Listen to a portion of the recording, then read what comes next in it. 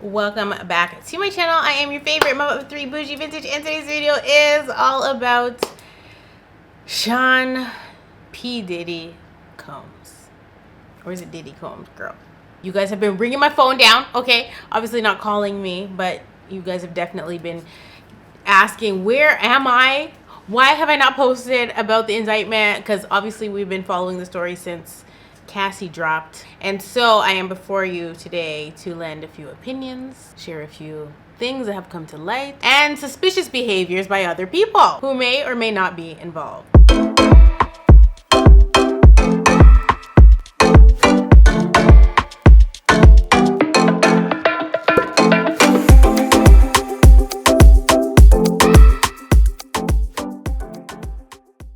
Obviously, since this news broke, social media has been going crazy, psycho bananas, but the vast majority of people are not surprised.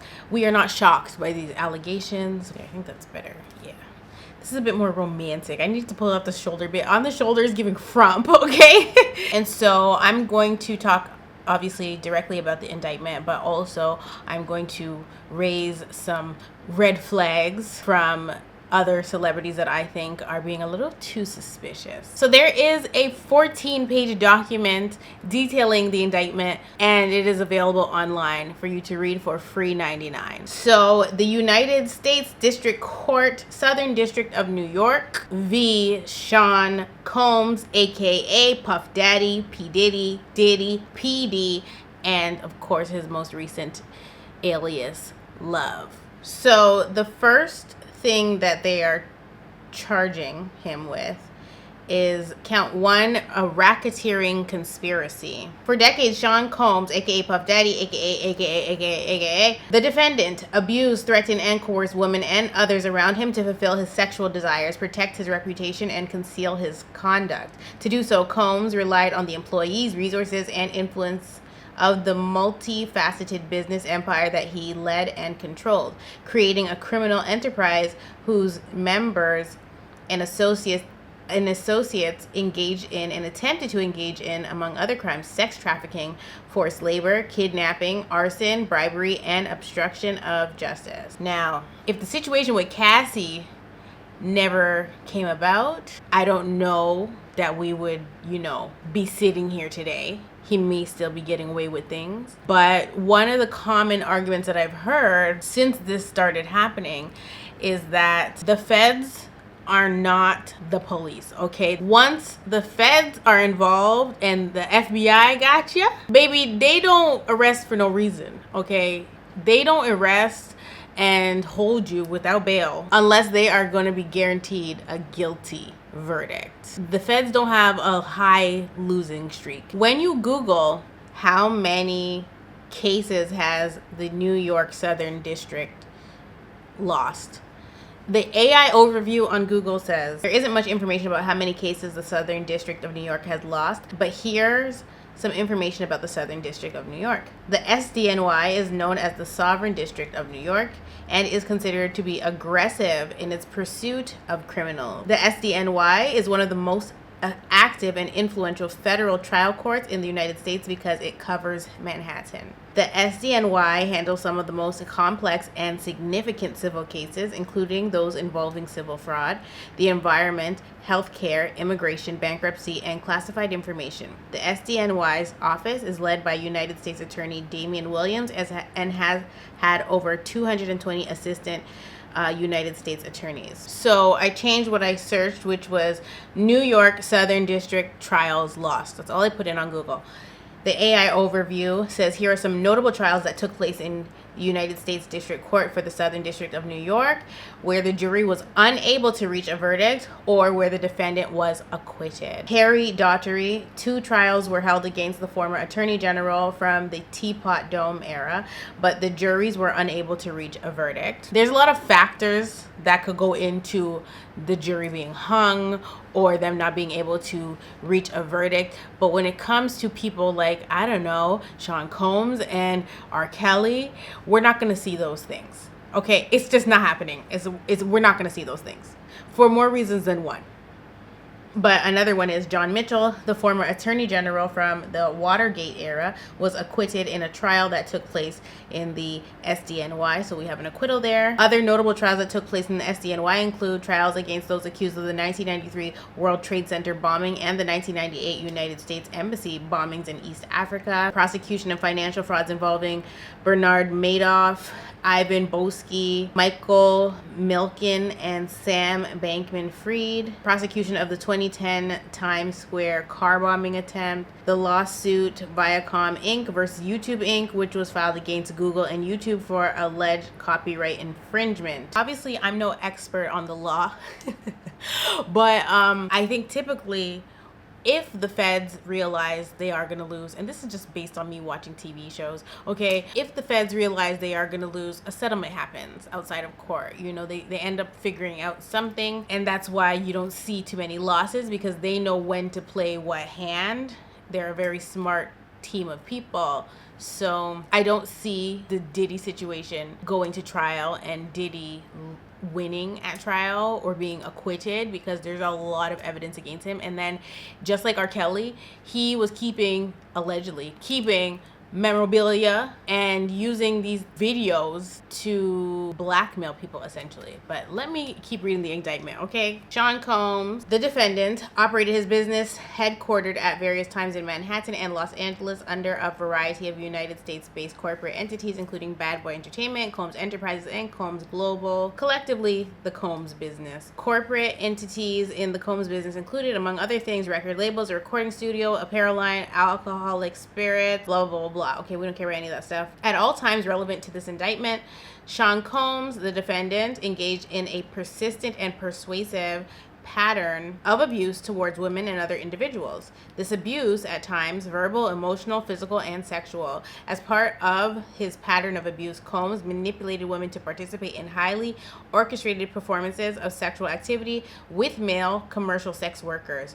At times, Combs and others acting at his direction made arrangements for women and commercial sex workers to fly to Combs' location. Combs ensured participation from the women by, among other things, obtaining and distributing narcotics to them, controlling their careers, leveraging his financial support, and threatening to cut off the same, and using intimidation and violence. So obviously, right out the gate, the allegations are very serious. Now, this was Cassie's story. So we already know that that's what happened to Cassie, but there's also other women who have come forward and said, this is what happened to me too. Now, a lot of people are bringing up Young Miami's beef with the young Asian lady that had been with Diddy as well. And so at one point, I think her name was Gina, they were in a feud, and on Twitter or Instagram, I can't remember which one, Young Miami had told Gina that she's an eater, and that if she wants her to eat her cat, they're eating the dogs. They're eating the cats and the dogs.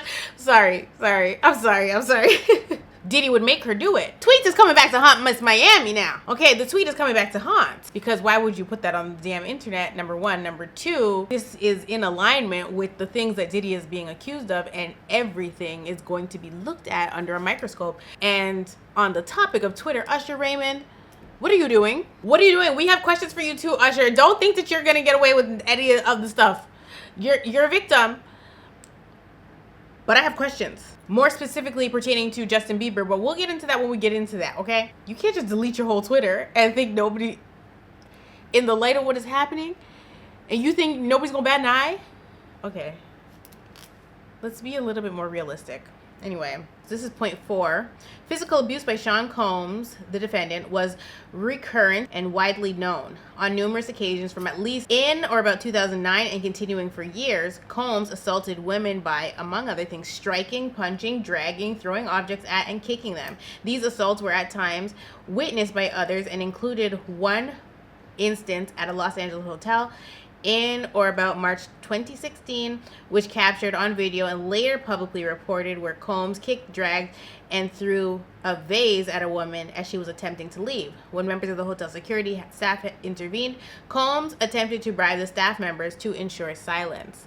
Child, We obviously know that that's about Cassie. Combs' violence was also not limited to these women. It extended to his employees, witnesses to his abuse, and others. Sean Combs, the defendant, used Combs' business, including certain employees, to carry out, facilitate, and cover up his abuse and commercial sex. Again, this references Cassie's lawsuit because she had stated they would come and find her and bring her back to the house when she would leave and keep her there, or bring her to a hotel for her to heal her wounds and keep her there until she was healed and could be seen in public again, or whatever the case may be. Like, he would not allow her to leave. And so she was in this crazy cycle for so long. A lot of this stuff is kind of based on that. And I guess everything else came crashing down once Cassie came forward. But the FBI don't need everybody to speak. I feel like Cassie's lawsuit was enough for them to move in on Sean Combs. The employees, including security staff, household staff, personal assistants, and high-ranking supervisors and other associates, acted as Combs' intermediaries,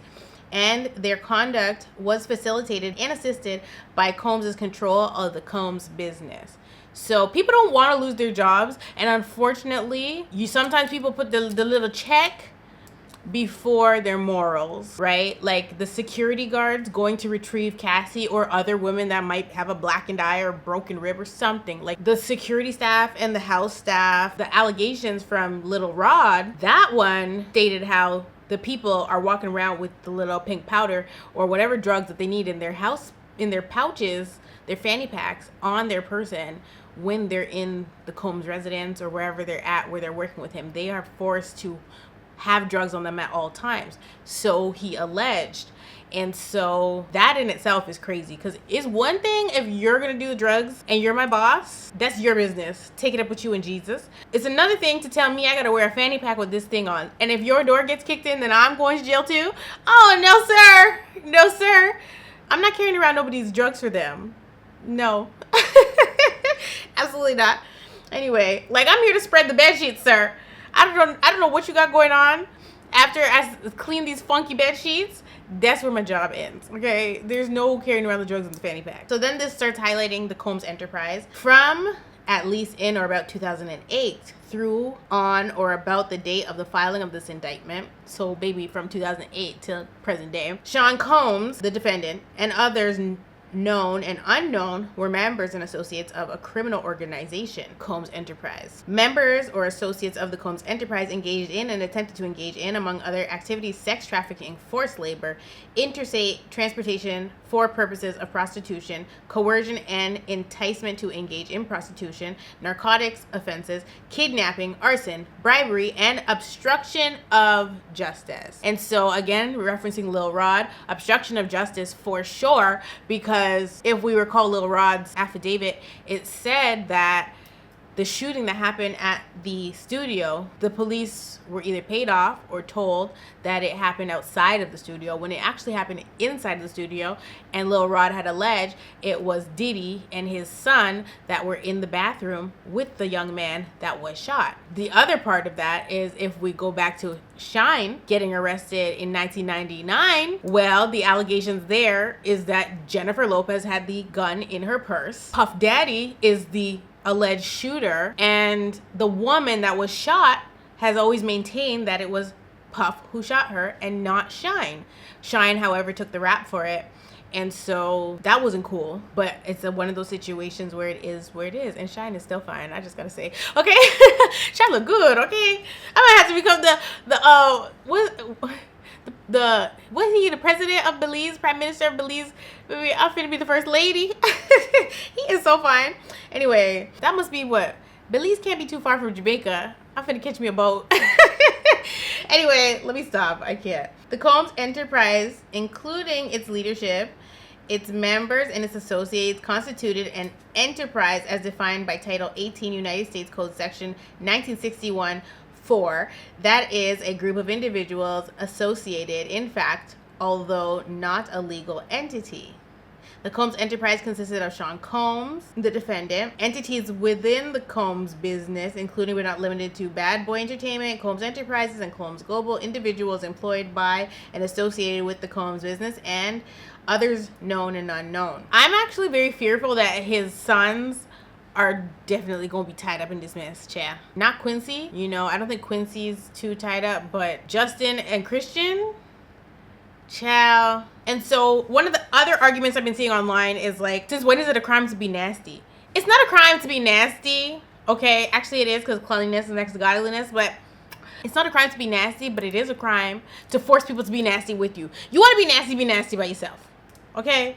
Be nasty by yourself. Don't be flying people over state lines and then the other people are like, oh, if you're going to be a and you want to sell your stuff, right? You got cookies for sale. Why is it a problem that he brought the people to sell their cookies at their bake sale in a different place? Well, it's just simply not allowed. I guess I can see that argument where it's like, okay, well, they're and that's what they do. However, there's a power dynamic here, number one. Number two, in most places, it's not legal. And people, mainly Johns, get arrested for soliciting. Though it's the oldest profession, child, it's not legal everywhere, and it's still a crime. To be flying people out to have sex, well, Sean is allegedly paying these and they're doing the illegal substances, but also the bigger problem in this situation is that he's forcing his girlfriends or women that he's promising certain lifestyles, and maybe even some men, whatever, he's promising them certain lifestyles, but telling them in order to achieve these lifestyles or this lifestyle, you have to do X, Y, and Z with this. You want to solicit a prostitute for yourself is one thing, but you soliciting this and forcing somebody else to have is crazy. Now the going to do their job. So man, women, whatever you hire the to do, they're going to do it.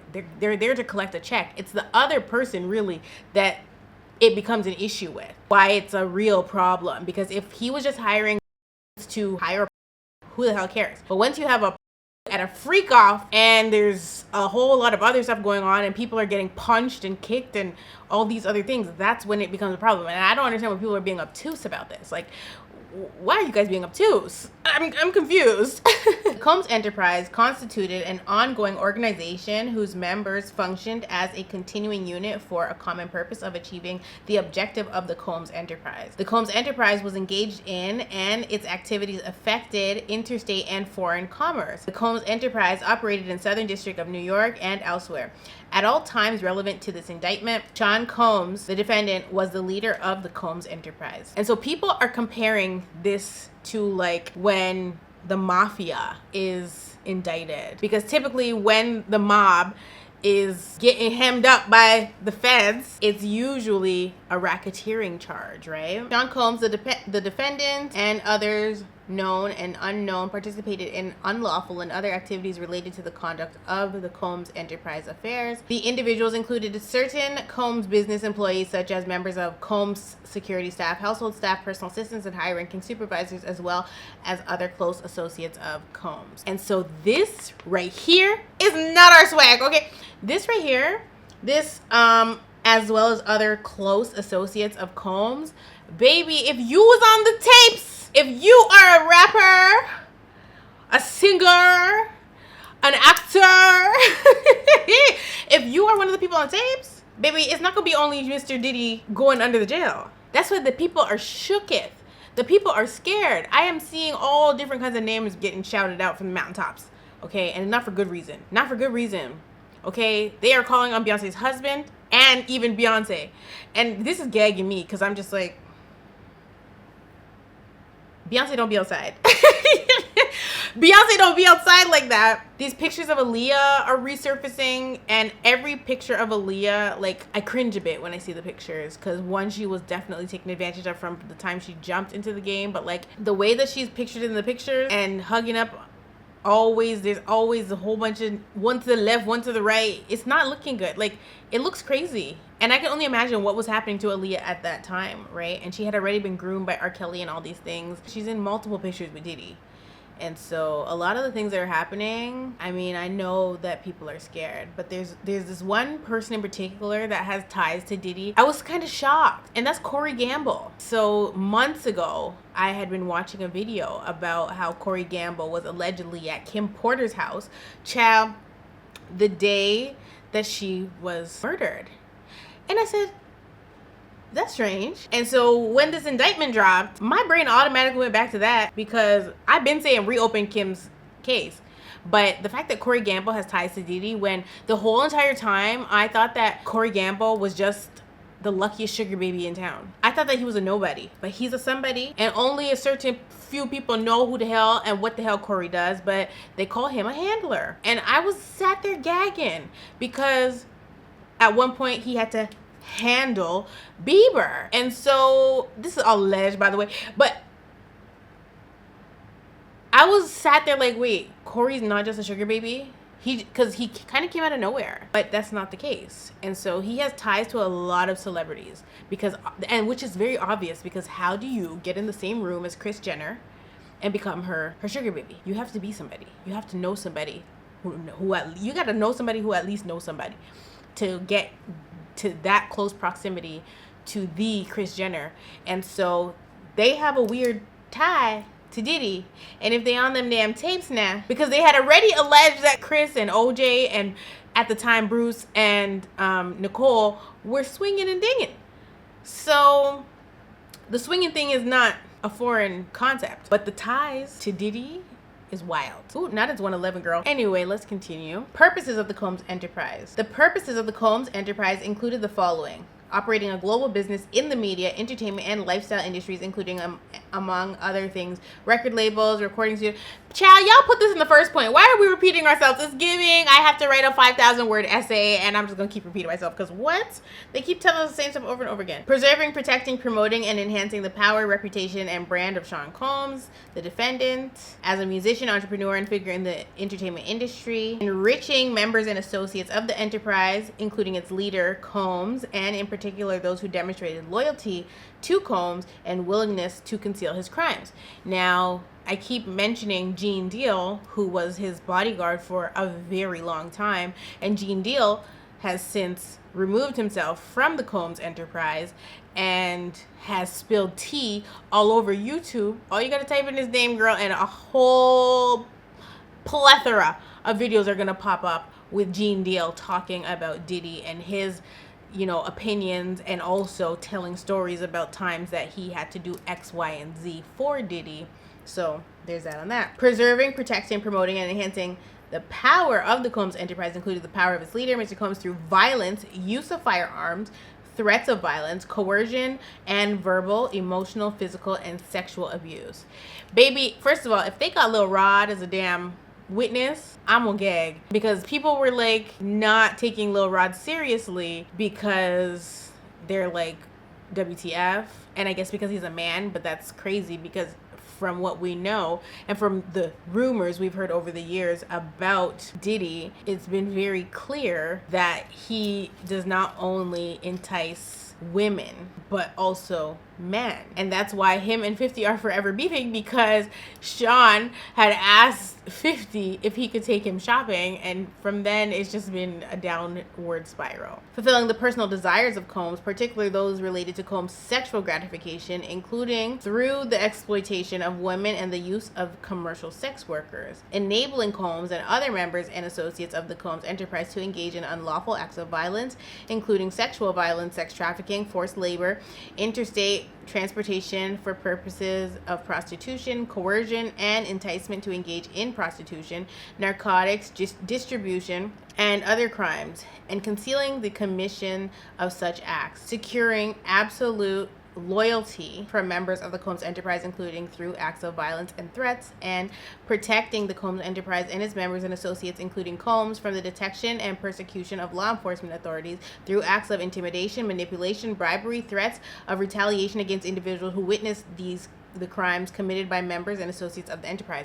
Which, I mean, it's a few dead people associated with the whole situation. Not even a few, it's a lot of people dead already. When you throw that into the mix, the stuff starts to add up a little bit, and you're just like, oh, it's sticky. It's very sticky. My battery's dying. I'll be right back. And so a lot of people who are probably employed by the Combs enterprise were probably stuck between a rock and a hard place, because some people literally just show up to work so they can get their check and go home. Obviously, a lot of people have the free will to just go and get another job if that is something that makes you uncomfortable. but they may be scared to quit.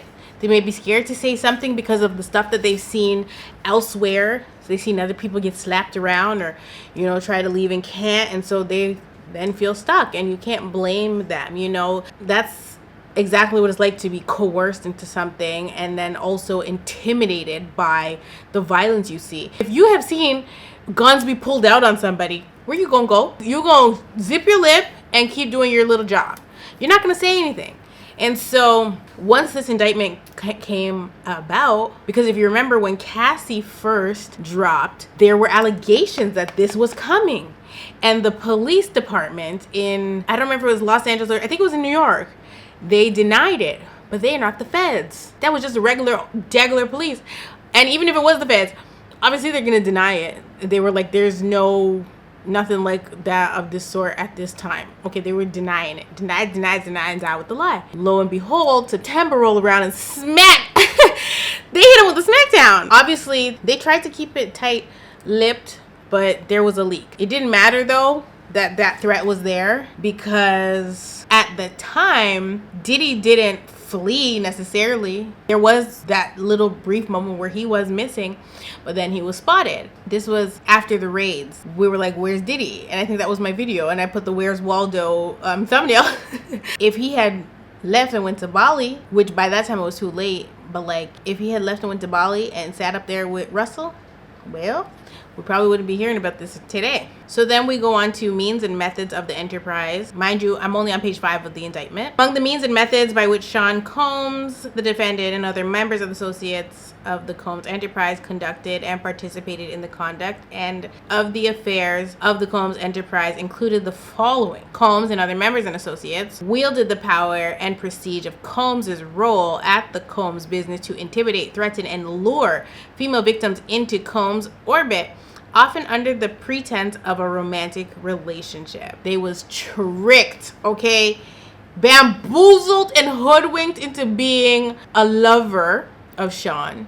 And obviously, if these things are happening before the Cassie allegations, these young girls or whoever is being coerced or tricked into, you know, getting romantically involved with him when he's just going to allegedly beat them and turn him into some kind of sex slave. If any celebrity, male, rapper, singer, whatever, artist, actor, whoever, right? If anybody of that caliber shows interest in you and they're not hideous, you're probably going to be tempted to give them a try. And if they're love bombing you, even worse, you're gonna feel like the only girl in the world or only boy in the world, whatever it is. You're going to be more and more attracted to them and think that it's going to be peaches and rainbows, and it's freaking not. And before you know it, you are trying to figure out, how did I get into this mess and how the hell am I going to get out of it? But by that time, it feels like it's too late, right? And so they're alleging that he used or uses his staff members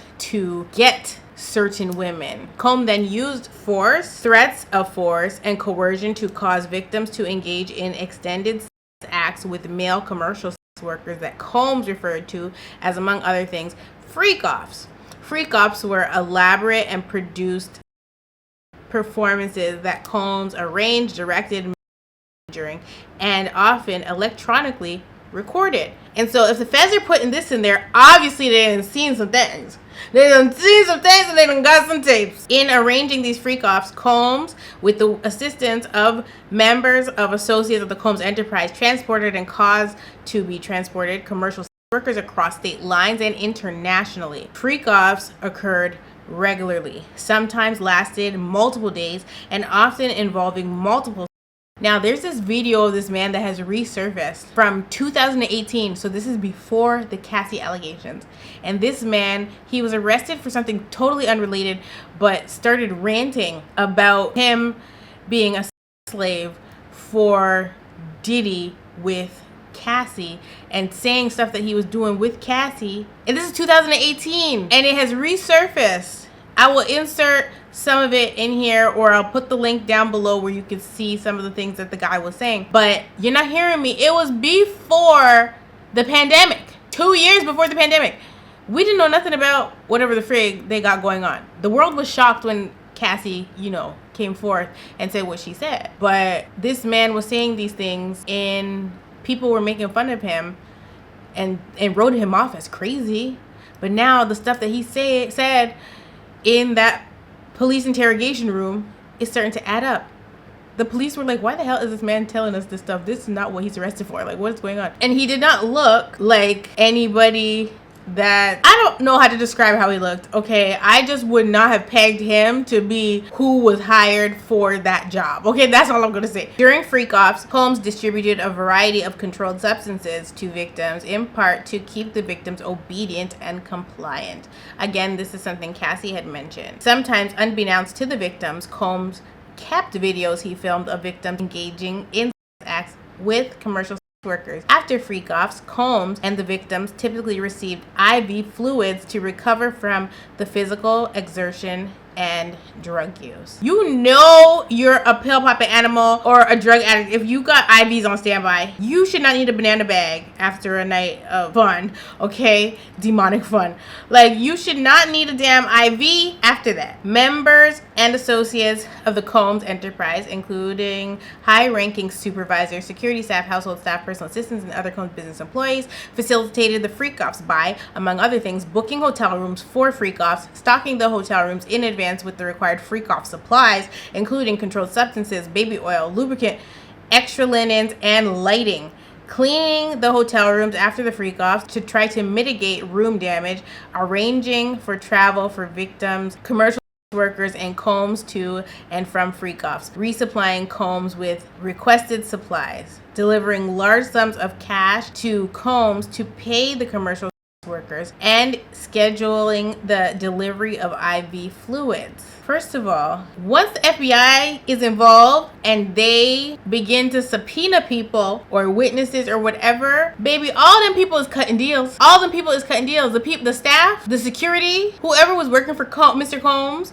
as so that they will not too be indicted.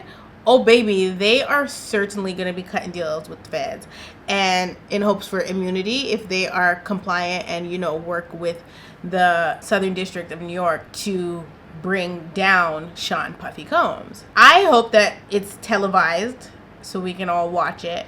I mean, Thug's trial is being televised kind of, but I'm thinking and hoping that will be the case with this one. In or about March 2024, during searches of Combs' residences in Miami, Florida, and Los Angeles, California, law enforcement seized various freak-off supplies, including narcotics and more than 1,000 bottles of baby oil and lubricant. Somebody said that should be a crime in itself, because unless you got shares in Johnson & Johnson, ain't no reason for you to have that much damn baby oil up in your house. That's crazy. That's crazy. Combs subjected victims to physical, emotional, and verbal abuse to cause victims to engage in freak-offs. Combs maintained control over his victims through, among other things, physical violence, promises of career opportunities, granting and threatening to withhold financial support, and by other coercive means, including tracking their whereabouts, dictating the victim's appearance, monitoring their medical records, controlling their housing, and supplying them with controlled substances. Now, why is this man monitoring their health records? That's crazy. Everything is crazy. I don't know why I singled that thing out, girl. It's all crazy. During and separate from freak-offs, Combs, among other things, hit, kicked, threw objects at, and dragged victims, at times by their hair. These assaults often resulted in injuries that took days or weeks to heal. Combs also threatened the victims' careers and livelihoods if they resisted participating in freak-offs. And so Carisha has maintained that this is not her story. She wasn't a victim. That wasn't her experience. But I don't know. I wasn't there. I can only imagine what Carisha might have truly experienced. And a lot of the times you protect your abuser. And so Diddy may have given Carisha a lot. Like, she got a whole platform messing with him. He kind of put her on. And so maybe he made good on the promises he made for her. Maybe Carisha was the exception to the rule. We never saw Carisha walking around with no bruised eye or You know, she'd never seemed battered when it was her and Diddy. But I feel like Coercion might be really submissive. Was, I think, an interview. It was either interview or her podcast where she was like how she is all like my man, and she's the type of girl that if her man says shave your head, or he like bald heads and tells her to do it, she's gonna do it. Like, and so to me, she probably was, anything he told her to do, she did. So she didn't get the negative side of him where he was abusive, because she was always down for the cause, right? Because I remember, well, I was reading the alleged journal of Kim Porter. I was reading a little section of it, and oh, it's cool in here. You're so gorgeous. Oh, thanks. I was reading a little section of it, and it was talking about how the first time he hit her was when she refused to do a act with him, and she had, you know, said for him to go and do it with this other male that she thought that he was having an affair with, and so like a music exec, and so that's when he hit her for the first time and started apologizing to her right away. You know, it's later alleged that he broke her nose and he was very abusive to Kim Porter. But unfortunately, you know, Kim Porter is not here to help the FBI. Maybe her journal entry will be brought up in court, and people, the jury will hear some of the entries and be like, oh no, we gotta get justice for KP. Okay, we need justice for KP. You know, hopefully that is a part of the situation, because the whole thing is so out of control. There's just so many layers. This is more layers than an onion for sure. Okay, victims believe they could not refuse Combs' demands without risking their financial or job security, or without repercussions in the form of physical or emotional abuse. Combs also used the sensitive, embarrassing, and incriminating recordings that he made during freak-offs as collateral to ensure the continued obedience and silence of the victims. Members and associates of the Combs enterprise, including blah blah blah, at times carried firearms. On more than one occasion, Combs himself carried and brandished firearms to intimidate and threaten others, including victims of and witnesses to his abuse. In or about March 2024, during searches of Combs' residences in Miami, Florida, law enforcement seized firearms and ammunition, including 3 AR-15s with defaced serial numbers, as well as a drum magazine. As a famous, very rich black man, I don't understand why you would have guns in your house with the serial numbers them scratch off. What?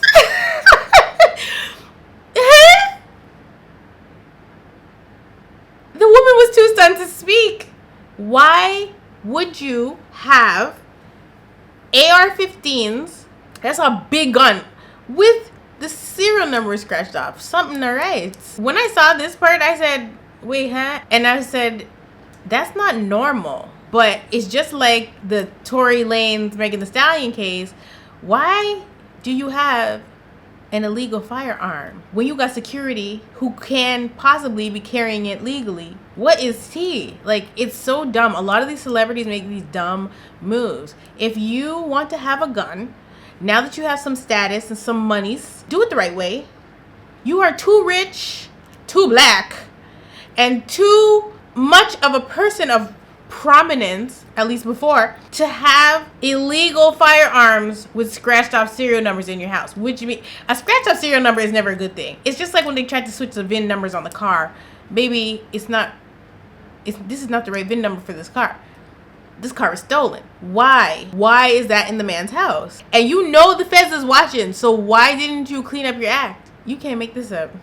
Anyway, members and associates of the Combs enterprise enabled Combs' control over victims by following his directions regarding financial payments to victims, advancing or suppressing the victims' career opportunities, and acquiring the controlled substances Combs used to keep the victims compliant. So when people are sat there saying they don't understand why Diddy is not being handled the same way somebody like Harvey Weinstein was handled, it's like, why are you comparing apples and freaking apples? To me, they all guilty. They all need to be sat somewhere under the jail playing patty cake with each other, okay? Since they like to play with people's lives so much, they need to be just sat there playing patty cake under the jail together. Him, Diddy, R. Kelly, freaking Epstein, Child, that man's not dead. That man is not dead. That man is not dead. Anyway, they all need to be held accountable. Freaking Woody Allen, nasty. They all need to be in the same jail doing each other. That's what they need to be doing. Because I don't understand how people are minimizing what Diddy has done because they don't feel like the same amount of attention was brought to Harvey Weinstein and Jeffrey Epstein and whoever else, right? Well, actually, I won't put Jeffrey Epstein in the same category because to me, that situation was huge. But yes, I do feel like the Harvey Weinstein situation was suppressed quite a bit. And a lot of that is because other celebrities did not really speak out. He still had a lot of support from people like Oprah. After a while, they do tend to distance themselves, but a lot of people were mum's the word. But I don't see any difference in the situation with Diddy where the celebrities are concerned. Most of them are staying out of it because a lot of them are probably at his parties and a lot of them can't afford to say anything. They don't want anybody's eyes looking at them. That's why I'm flabbergasted at Usher deleting them tweets. His whole Twitter is gone. What was on the Twitter? Because you know people like to dig up the tweets. But the main reason people are looking at Usher is because of Justin Bieber. That is the only reason. Otherwise, we just would look at Usher as a victim. But the way Justin Bieber was uncomfortable with Diddy, the way Diddy so persistently pursued Justin Bieber, the awkwardness of that footage being resurfaced and the trauma that we clearly can see Justin has suffered being in the industry, okay? My Canadian brother. Like, based on that and the fact that Usher had guardianship over Bieber and he was signed to him, and knowing what he knew, he still brought Justin Bieber over there, and now this is happening. Oh baby, they better hope Justin Bieber keep his mouth shut. They better hope he don't start singing like a canary. And the thing is, the only reason Justin wouldn't say anything, because at the end of the day, it's not going to affect Justin's career if he were to speak out against Diddy or whoever in the industry. Justin Bieber, he is a self-moving machine. He has this solid fan base, like Michael Jackson has a solid fan base. The believers ain't going nowhere. No matter what Justin Bieber were to do, he's not losing the fan base, which means he's never losing revenue. He does not need to make music. That being said, Usher was fully cognizant of Flavor Camp and whatever Diddy got going on at that mansion, and he still brought Bieber over there. And so that's why questions need to be answered, because why would you bring him over there? He's 16. He don't need to, at that time, was he 16? I don't know if he's 16 yet, but he was a minor and he had no business over there at Diddy's house for 48 hours or with Diddy for 48 hours. Who knows what trauma he was subjected to at that time, or what he was coerced into doing at that time, or forced into doing at the time, or if he was intimidated and didn't have a choice at that time. I mean, we just watched the Quiet on Set doc. We know what is going on behind these Hollywood doors, and we're not going to sit and act like we don't. The silence from the other celebrities is very loud, but at the same time, they could be implicating themselves, or we don't know, maybe they got subpoenaed and they are going to have to testify at trial because the feds pulled up on them like, we got you on tape. Diddy took a video of you hunching some man, hunching another male rapper. You have to speak at trial. A lot of people are going to get exposed. A lot of people are potentially going to have to, you know, baby, this is the one trial you want to get selected for jury duty. I'm available for jury duty on the Diddy case, okay? No other case. Members and associates of the Combs enterprise at times witnessed Combs' violence toward the victims or the victims' injuries caused by Combs without intervening. AKA, they turned a blind eye to what was going on for probably their own fear. Or like I said, people are there to collect their check, but you cannot see somebody getting beat on. How do you not help them escape? I would be that one security guard that was over there helping the people escape. Okay, like what?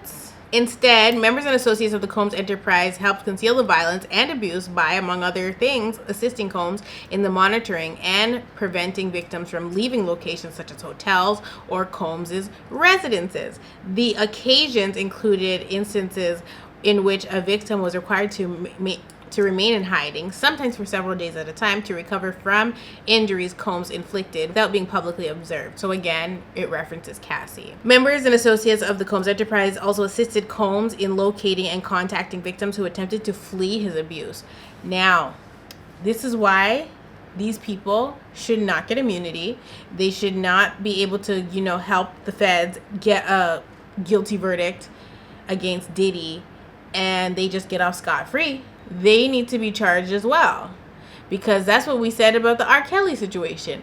All of them people that was going to the McDonald's and scooping up the little girls for R. Kelly and allegedly little boys, they need to be charged. They need to be sitting in there rotting with R. Kelly. But they don't usually go after the little guy. They always just go for the big guy, because once they go down, the enterprise, it's over. They don't keep running the enterprise. That is really how I see it. I think that they're all guilty. When it comes to like the R. Kelly situation, all them parents that pretty much sold their kids to him, they need to be under the jail too. Like, not enough people are getting arrested, and to me that's a big issue. When employees, witnesses to his abuse, or others threaten Combs' authority or reputation, Combs and members and associates of the enterprise engaged in acts of violence, threats of financial and reputational harm, and verbal abuse. Okay, so pretty much I couldn't have been the security guard that was helping the girls escape, because it looks like at this job you're damned if you do and damned if you don't. These acts of violence included kidnapping and arson. Wow. In addition, on multiple occasions, Combs threw both objects and people, as well as hit, dragged, choked, and shoved others. So people obviously have already gave testimony to the feds as to how they drafted up this document and served it on Mr. Combs. Who the witnesses are so far, we don't know, but obviously they were close enough. They're gonna have to go to trial and speak. It's not a thing where they're gonna be able to just give these little testimonies and give them all this information and then they disappear, because this is not about Cassie. When it talks about what he did to people, it's not saying to one person, it's saying that he did it to others. And the arson thing I thought had specifically to do with Kid Cudi's car blowing up, but maybe there's more to that. So when Combs' authority or reputation was threatened by the possibility of negative publicity or legal or law enforcement action against him, including in or about late 2023, following the public allegations of Combs' crimes, Combs and associates of the enterprise pressured witnesses and victims, including through attempted bribery, to stay silent and not report what they experienced or knew to law enforcement. Now, this brings me to two things. The first thing being Don Richards' lawsuit came about, I think, one day before the feds dropped the hardest album of 2024. Okay. And so Dawn Richards, in her allegations, she highlighted the same things, the abuse that she was subjected to. And so immediately when her thing came out, I ran to find Kalina, because if you remember watching Kalina on Love and Hip Hop, her and her husband didn't last on Love and Hip Hop very long, because the inner workings of their relationship was looking very abusive. It could be learned behavior. Once Dawn put forth her lawsuit, Kalina made a statement about her experiences, and I thought it was interesting what she posted. But then it was alleged that Diddy had called her phone, I think 54 times in one day. What? That's not normal. Not normal. And her statement comes out after that, which is probably why she said something, because she don't want no problems. She's not interested in no smoke. She's trying to just live her nice, peaceful, happy life, or whatever life she's living. She don't want any involvement with this thing. And can you blame her? No, but they're probably going to call on her, because why he calling her so many damn times in one day? To intimidate her? To tell her shut up?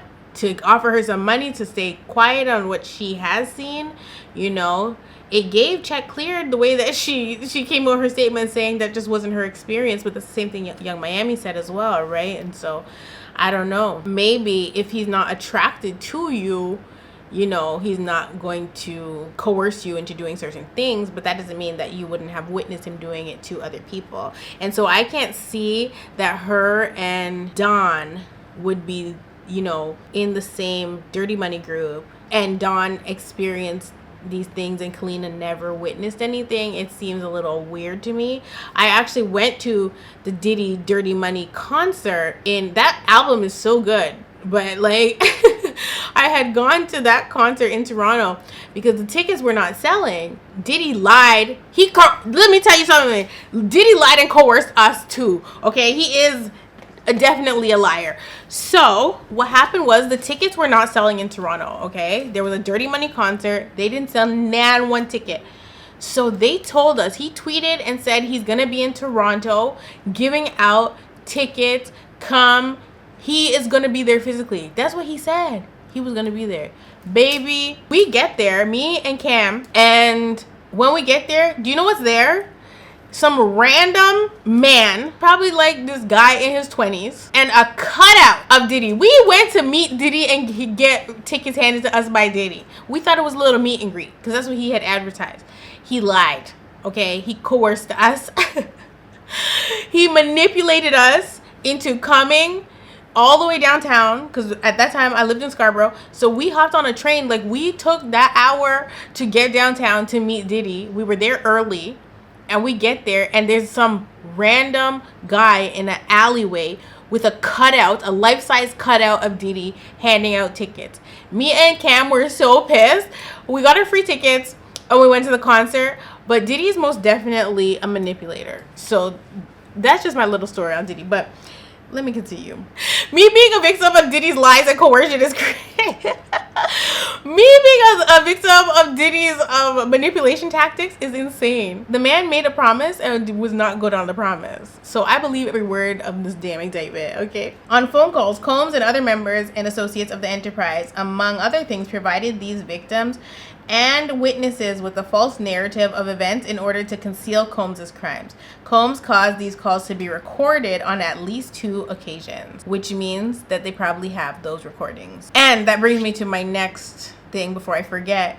Diddy's PR lady, I forgot what her name is, but she has gone off the grid, baby. She deactivated her email, which we never see people do that. She shut down everything and obviously is no longer his PR person. She probably going down too. The PR person's job is a weird job because they are there to clean up messes. They are the Olivia Pope, right? The problem here is, though, if he was getting himself into mess for as long as he has been, and she's been cleaning it up, that means that she knows the real tea on what has happened, which means that she has involved herself in this racketeering and in the enabling of the bad behaviors of Mr. Combs. She too is possibly going under the jail, unless she's a star witness and says we had to clean up his act. We had to, clean it up for the public and say that this happened when really it was this that happened. And I was just doing my job. But at what point does your job become illegal? Next, we're on page 9, the racketeering conspiracy. And I find it interesting that they're calling it a conspiracy.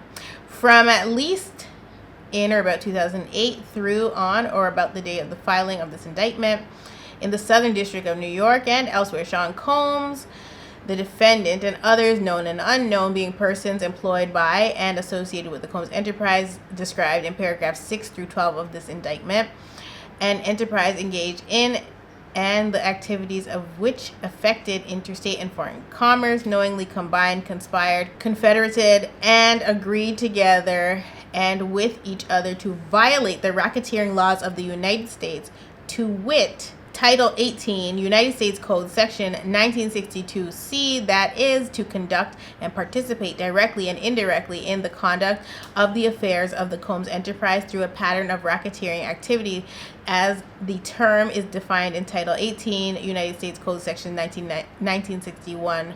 1 and 1961 5, consisting of A, multiple acts involving kidnapping, chargeable under the following provisions of state law: California Penal Code 207, kidnapping; California Penal Code 21A 664, attempt; California Penal Code 31, aiding and abetting; and California Penal Code 182 conspiracy. B, multiple acts including arson, chargeable under the following provisions of state law: California Penal Code 451 arson, California Penal Code 21A, 664 attempt, California Penal Code 31 aiding and abetting, and California Penal Code 182 conspiracy. Multiple acts involving bribery, chargeable under the following provisions state law, blah blah blah blah blah. Multiple acts indictable under Title 18 Section 1512 relating to tampering with a witness, victim, or an informant. Multiple acts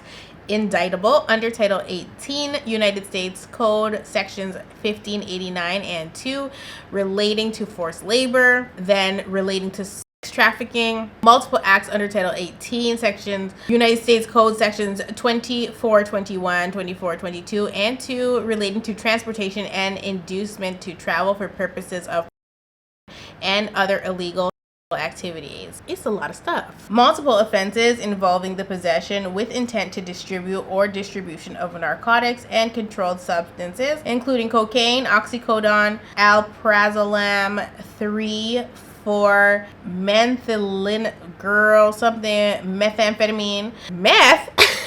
Wait, whoa. Yeah, y'all not some niggas for real. Meth is crazy. I'll be the first to say it.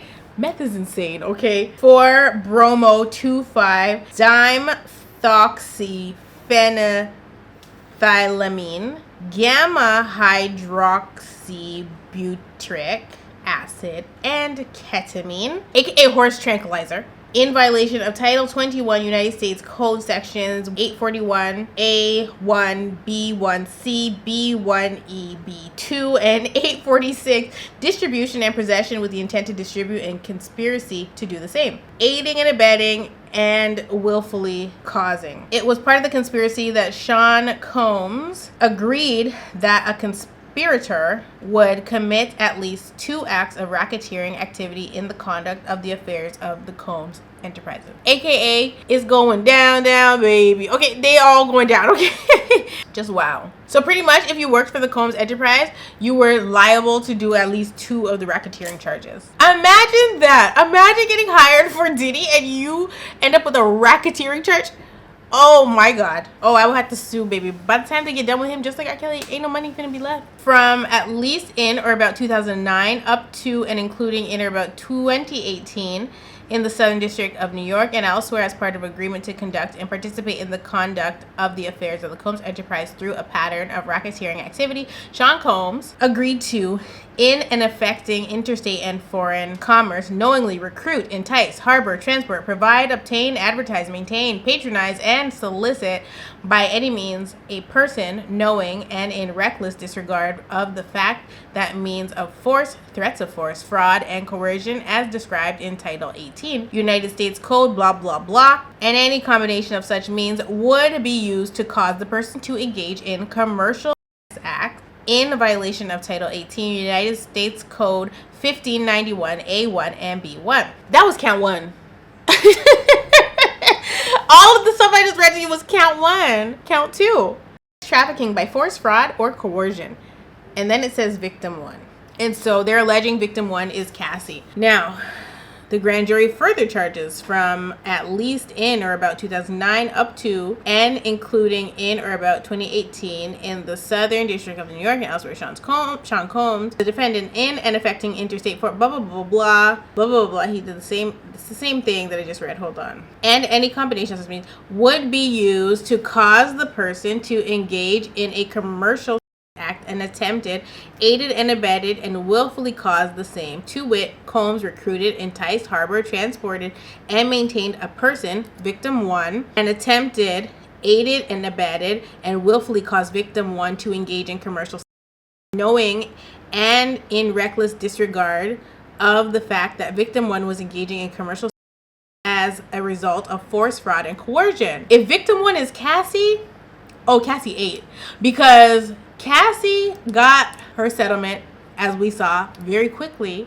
But like the way that she got her settlement, and I'm assuming was already paid before the enterprise blew up the way that it's blowing up right now, I love that for her. Absolutely love that for her. She got her check, and he still is going to prison for everything that he put her through. And then possibly a lot of others. I really love that for my sis. I do. Because he thought he was going to pay this lady and that would be the end of it. And that he couldn't get indicted on something else because he's so powerful. Like, that's a lot of the mentality of the people that are in these positions. They're so powerful, they'll never get caught. Meanwhile, lots of people have died behind certain people. And I'm not speaking directly about Diddy. Like, there's a lot of other powerful people that have links to people dying, and it's very strange. Okay, count 3, transportation to engage in. The grand jury further charges Sean Combs, the defendant, knowingly transported an individual in interstate and foreign commerce with the intent that the individual engage in attempted, aided and abetted, and willfully caused the same, to which Combs transported, aided and abetted, and willfully caused the transportation of female victims and commercial workers in interstate and foreign commerce on multiple occasions with the intent that they engage in forfeiture allegations. As a result of committing the offenses alleged in count 1 of this indictment, Sean Combs, the defendant, shall forfeit to the United States, pursuant to title blah blah blah, any and all interest in the defendant acquired or maintained in violation of Title 18 United States Code Section 1962, any and all interest in securities of, claims against, and property or contractual rights of any kind affording a source of influence over the enterprise named and described herein, which the defendant established, operated, controlled, conducted, and participated in the conduct of, in violation of Title 18, the United States Code 1962, and all property constituting and derived from proceeds obtained directly and indirectly. Said offenses, including but not limited to a sum of money in United States currency representing the amount of proceeds traceable to the commission of said offense. So pretty much what I think this is saying is that he pretty much has to turn everything over to them. Tell me if I'm wrong, because I know it's going to be a lawyer or two up in the comments. As a result of committing the offense alleged in count 2 of this indictment, Sean Combs, the defendant, shall forfeit to the United States, pursuant to Title 18, blah, blah, blah, blah, any and all property, real and personal, involved in, used, or intended to be used to commit or facilitate the commission of said offense, and any and all property traceable to such property, and any and all property, real and personal, constituting or derived from proceeds obtained directly or indirectly as a result of said offenses, including but not limited to a sum of money in United States currency representing the amount of property involved in said offense and proceeds traceable to the commissions of said offense. Basically, if he was tricking out the house, they now have the house. He gotta give them the house that he was tricking out of. As a result of committing the offense alleged in count 3 of this indictment, Sean Combs shall forfeit to the United States all property, real and personal, constituting or derived from proceeds obtained directly or indirectly of said, like, they're taking everything from him, okay, including but not limited to a sum of money in United States currency representing the amount of proceeds traceable to the commission of said offense. Now, obviously, they have not put the amount in this indictment, so we don't know what that amount is going to total to, but I know it's going to be in the millions or the billions. That's all we can guarantee. Substitute assets provision. If any of the above described forfeitable property as a result of any act or omission of the defendant, A, cannot be located upon the exercise of due diligence, B, has been transferred to or sold to or deposited with a third person, C, has been placed beyond the jurisdiction of the court, has been substantially diminished in value, or has been commingled with other property which cannot be subdivided without difficulty. It is the intent of the United States, pursuant to Title 18 United States Code Section 1963M, Title 21 United States Code Section 853P, and Title 28 United States Code Section 2461C to seek forfeiture of any other property of the defendant up to the value of the above forfeitable property. So pretty much, he's cooked. No, it's a lot going on. And so things are like piling up against Diddy, because even just today, a woman has accused him of sexual assault in a new lawsuit. Her name is Talia Graves. She's claiming that she was by him and his head of security in 2001. In her suit, Graves claims that she was dating one of Diddy's employees when she was lured into a meeting with him and Joseph Sherman. Gaines alleged they gave her a drink, likely laced with a drug that eventually caused her to briefly lose consciousness. Graves alleges she woke up to find herself restrained and bound, with Diddy and Sherman allegedly doing things to her rear and front. She claims she's gotten extensive psychological treatment and has thought about taking her own life as a result of the alleged blank. And then we have Meek Mill, who never knows when to not say anything. Like, just, sir, just sit there, be quiet. Sit there, eat your food, sir.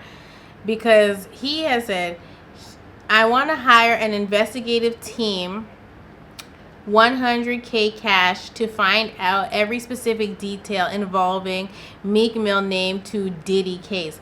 Baby, if it's the feds, you're gonna get robbed, sir. Like, they're gonna take your 100K and come back to you with nothing. Like, what do you mean you want them to investigate? If the feds want to come for you, they're going to. Like, what are you worried about? I also want them to look at who is powering the media involving Meek. Anything to do with Buddy. Something's not right, he put in quotes. Sir, what are you talking about? The streets know what's up with me. That's not the case. We talking about business side. Somebody powering these bad campaigns with Meek Mill again. I got 100K for a thorough investigation of who's powering and how exactly my name connect to this. Sir, just hope you're not recorded get hunched on and no freak off. Okay, that's all you need to be doing right now. Not tweeting about 100K that you got for somebody to investigate what they got on you. You sound scared. Like, what is he talking about? It's the feds. What is he talking about? For somebody that is in prison reform and should know the law, this is a very odd thing to tweet and a request to make. It's giving guilty. It's giving guilty. I'm sorry. Why has nobody taken his phone? Why would you tweet that? Like, you really typed that out, read it back, and then pressed send? And last but not least, we have Albie Shore, who has always been very persistent about Kim Porter's death, and it needs to be looked into because he's had his own run-ins with Diddy, and he was hospitalized and damn near died. And so he had been at the time writing or getting ready to publish a tell-all book before he got hospitalized. People have alleged, obviously, that Diddy got to him too, the same way other people that have either transitioned or have had close calls have been associated with Diddy as well. Posted something on his Instagram that says, for over a decade and a half, I have been posting about and tagging random law enforcement agencies in hopes to protect loved ones, avoid deaths and tragedies that could have all been avoided. Despite this, I have been ignored, ridiculed, and medically silenced to cover up these crimes you're all now aware of by a very aggressive PR team and costly campaign to silence and physically harm me from exposing. The plot is too thick. This plot is too thick. It only aimed to prevent me from further sharing publicly the facts and insights at Lady KP shared with me during our frequent and intimate conversations in her selfless attempts to save my life by sharing frequent plans to do harm and possibly by ending my life. I am writing this post to formally request an investigation into an entire group of individuals who worked at or around the residence of Miss Kimberly Porter, including the publicist who assisted drafting this. It has come to my attention that these persons were also instructed to steal her computer and mobile devices, which contained her original book notes. Original notes are distinct from the fabricated BS and offensive pages circulated via Amazon, which depict graphic sexual acts involving me that never took place and were edited and added after Miss Porter's tragic murder. Oh, well, damn, I didn't know that, child. I urge you to consider who authorized such a fictitious publication without categorizing it as calculated fiction. The publicists and conspirators worked in concert from separate camps, launching this campaign, which appears to be very personal and a deliberate distraction from their involvement in covering horrific crimes, assisted in and perplexed the public for many years, which I have personally experienced and cautiously deemed just as a medical crisis for legal reasons, until the rest of the atrocities were uncovered by authorities, making it more believable to a gullible public that has been fooled for so long. Miss Porter's missing devices, allegedly already in evidence, unquestionably contain the critical evidence that has been concealed. I'm convinced that the evidence corroborates closely with details outlined in the recently released public indictment document. Additionally, it is pertinent to note that the individuals involved in this matter may also be connected to also concealing the alleged murders of several prominent artists, a situation that has left many bewildered, yet those who are immersed in the culture and familiar with the intricacies of the entertainment industry may have a clearer understanding of the obvious. It is with a heavy heart that I reflect on the legacy of our beloved Lady KP. It is truly disheartening to think that those she considered close friends and who were financially compensated by her perpetrators may have conspired with the perpetrator to obscure the truth and tarnish her name, my name, and her unfinished book notes with these ridiculous and unfounded narratives. The absence of Miss Porter leaves a void, depriving her of the opportunity to address these inaccuracies personally and to share her own factual memoirs detailing the brutal terror and madness she endured. Check all who text messages of those who serve in a PR capacity, as they have brilliantly and underhandedly crafted this fictitious story to serve a personal vendetta. There's more. There's so much to unpack. Unfortunately, I am the only survivor by the blessings of a medical team that initially gave up because of multiple system organ failure, septic, intubated, on a ventilator for 38 days, and forced to visit death's doorsteps. But the God I serve and worship had another plan. I know that's right, Pastor Albie Shore. I know that's right. Keep in mind, this is just the G-rated version of what I endured over a decade, plus to silence the OG. I also kept forensic records of every individual who was sent my way to set me up, track me, gaslight me, and allegedly cause harm to my system. To be continued. Lord, he's still a go. We might have to make this into a 2-part video, girl, because this is long.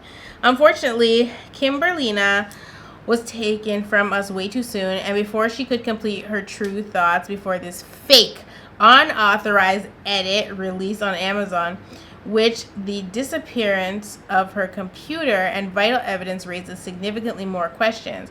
It is evident that her potential to expose the realities of her personal abuses, being drugged, trafficking, and human trafficking she was privy to, akin to the brave actions of Mrs. Cassie Ventura, posed a threat to those profiting from such heinous activities. In a nutshell, Kimberly was allegedly taken from us because she was set on course to accomplish what Mrs. Cassie Ventura did by igniting the bonfire which brings us here today, the avalanche that has brought Satan to their chambers. Let us honor the memory of Lady KP, acknowledging the strength and struggle she faced and the truth she sought to reveal in her own personal notes. Not this fake, unauthorized nonsense using my name to keep dragging me as social punishment for exposing this years ago. There will be significant suit headed right for the heads of those responsible parties who dragged my name into this BS. Kim and I talked right up to a few days prior to her demise. She was in good health, and we are in such a great friend space, reminiscing about old times and celebrating news of our son's accomplishments. No affair, just great friends. Warriors for Kim Porter. We must continue to advocate for justice and ensure that every one of the individuals who conspired against her are held accountable and prosecuted to the highest extent of the law. Thank you to all the law enforcement agencies for their unwavering dedication to uncover a portion of truth. There's more, Rest in power, Lady KAP. Your true legacy will not be forgotten. Most importantly, please pray for the kids. There's no validation in my claims coming true. There has been way too much collateral damage and death everywhere. Before coma, after coma. Because remember, the coroner that performed Kim's autopsy, the first one, is DEAD dead. Maybe Corey Gamble is Olivia Pope. Maybe he's the real Olivia Pope. Maybe he cleans up stuff. Maybe he took the laptop. Ciao. I don't know. But this Diddy situation is really a lot to unpack. And honestly, once again, we're not surprised by any of it. We knew what time it was when Cassie spoke up. It's actually ever since Cat Williams did his interview that things have unfolded. There are also rumors or allegations online that some of the alleged tapes that Diddy has recorded have been shopped around. But my theory is nobody in Hollywood or at a Hollywood studio would actually purchase it because they can't distribute it and make money off of it. And since they can't distribute it and make money off of it without it being some kind of lawsuit, what would have to happen is that it would have to leak online. The person that has it would have to leak it online. And once it gets leaked, it's a bag for the people. But they're allegedly shopping it around right now. But nobody's going to buy that. Nobody's going to touch it with a 10-foot pole. You got to leak it first. And then once it's leaked, it's public. So then if somebody wants to make a documentary about it, they can, I guess. I don't know how it works. But that's just my theory on how that would have to go, because you can't just take people's intimate moments that some of them didn't even know they were being recorded and sell it. Like, you can't do that. It's not acceptable. Unacceptable! So I'm pretty sure it was the DA that held a press conference, and he had stated some of the evidence that was obtained in the raids. Sure enough, the alleged videos were mentioned. Evidence of the freak-offs was mentioned, and so I don't think that the DA would get up on the TV and say, we got this evidence, we collected this from the electronic devices found at the residence, or that Mr. Combs owned. It says pictures and videos of the freak-offs. He calls the people that are participating in the freak-offs victims. So I'm not sure what we're gonna see or witness with this situation, but it definitely is bad news bears, and it seems like every day Diddy's getting hit with a left hook, okay? Left, then right, then left, then right, then right, then left, then right, then left. Every day something else is coming out against him, so his time has surely come. I mean, you can only go on with evil for so long. This is definitely not going to be the last that we're hearing about this case. A lot of people, if you notice, have stepped down recently. CEOs are stepping down like it don't even make any sense. And none of them are giving valid excuses as to why they're leaving companies they've been at forever. But lots of CEOs are stepping down. Lots of industry people are staying quiet. You know, people that have gone to the parties have been associated with Diddy. I'm sure everybody's shaking in their boots right now, and rightfully so. We will, I guess, continue to watch this situation unfold. I love you all so much, and I will definitely see you in the next one.